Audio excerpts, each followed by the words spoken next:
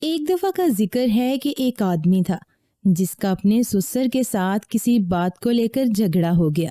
اتفاقاً اس کو کسی کام کے سلسلے میں اپنے ملک سے باہر ملک جانا پڑا۔ اس نے جاتے ہوئے اپنی بیوی سے یہ وصیت کی کہ اگر تم میرے جانے کے بعد بھی اپنے والد کے گھر گئی تو میری طرف سے تمہیں طلاق ہے۔ وہ یہ بات کر کے وہ گھر سے چلا گیا۔ عورت اپنے خاوند کی غیر موجودگی میں بھی اپنے والد کے گھر جانے سے اجتناب کرتی رہی۔ ایک دن اس کو کسی نے بتایا کہ تیرے والد گرامی کی طبیعت ناسازگار ہے اور وہ بہت بیمار ہے، جا کر اپنے والد کا پتہ لے آؤ۔ پر وہ اپنے خاوند سے ڈرتی تھی کہ ایسا نہ ہو جائے وہ مجھے چھوڑ دے۔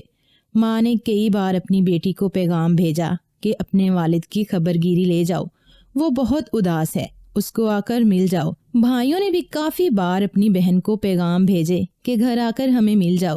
وہ اپنے باپ اور بھائیوں کے اصرار کرنے پر بھی اپنے والد کے گھر نہ آئی۔ ایک عورت آئی، اس نے بیوی سے کہا کہ تیرے باپ کا انتقال ہو گیا ہے۔ اس بیوی سے یہ صدمہ برداشت نہ ہوا، وہ اپنے باپ کا منہ دیکھنے کے لیے چلی گئی۔ کافی عرصہ گزرنے کے بعد جب اس کا خاوند گھر تشریف لایا تو اس نے سچ سارا قصہ بتا دیا۔ خاوند اسے یہ قصہ سن کر حیران ہوا کہ میرے جانے کے بعد بھی میری بیوی نے میرے حکم کی پابندی کی۔ شوہر کا پیار اپنی بیوی کے لیے اور زیادہ ہو گیا۔ اس کو کیا خبر تھی کہ اس کے جانے کے بعد اتنا بڑا حادثہ پیش آ جائے گا۔ شوہر پڑھا لکھا انسان تھا، اس کو اپنا وعدہ یاد تھا کہ میں نے تو کہا تھا کہ والد کے گھر گئی تو طلاق دے دوں گا۔ اس نے اپنی بیوی کو اس کے بھائیوں کے پاس بھیج دیا۔ وہ اپنے وعدے پر مجبور تھا، پر وہ اپنی بیوی کو طلاق دینا نہیں چاہتا تھا۔ اس نے دورے زمانے کے ہر علماء کے پاس جا کر اپنا سوال کیا۔ ہر ایک نے یہی کہا کہ طلاق ہو گئی ہے۔ وہ بہت پریشان رہا کرتا تھا کہ ایک دن اس کی ایک دانا آدمی سے ملاقات ہو گئی۔ دانا آدمی نے کہا تو حضرت امام ابو حنیفہ کے پاس جا کر اپنا مسئلہ بتا، وہ آپ کو اس کا حل ضرور نکال دیں گے۔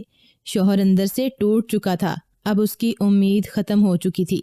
آخر کار وہ امام ابو حنیفہ کے پاس آیا تو اپنا سارا قصہ سنا دیا۔ قصہ سننے کے بعد امام ابو حنیفہ نے بتایا کہ اے بندے، طلاق نہیں ہوئی، تم کسی کفارے کے بغیر اپنی بیوی کے ساتھ رہ سکتے ہو۔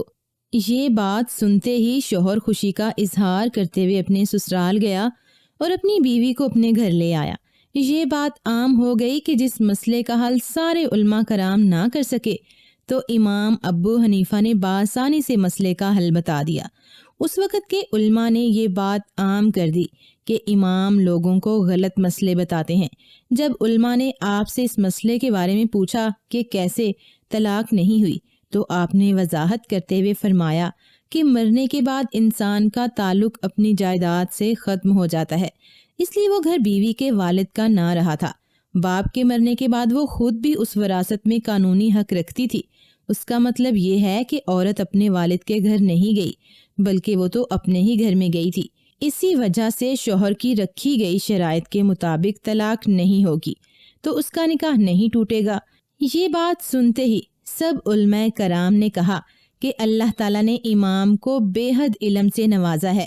دنیا میں کوئی عالم و فاضل ابو حنیفہ کے علم کی برابری نہیں کر سکتا۔